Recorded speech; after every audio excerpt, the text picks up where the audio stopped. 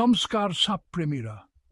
আজকে আমরা পৃথিবীর সবচেয়ে বিপজ্জনক একটি সাপ রাসেল ভাইপারের যুক্তে একসাথে ডুব দেব।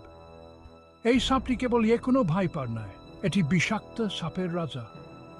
এককালীন কামড়ে একটি পূর্ণবয়স্ক রাসেল ভাইপার শ্বাস থেকে 60 মিলিগ্রাম বিষ ঢুকিয়ে দিতে পারে।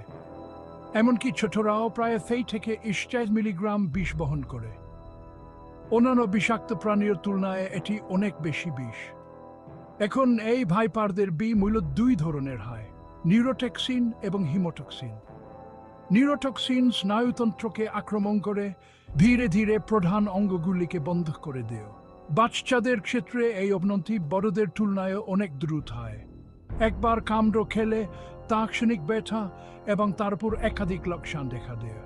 60 মিনিটের মধ্যে আপনি রক্ত বমি করতে শুরু করতে পারেন। রক্তচাপ কমে হয়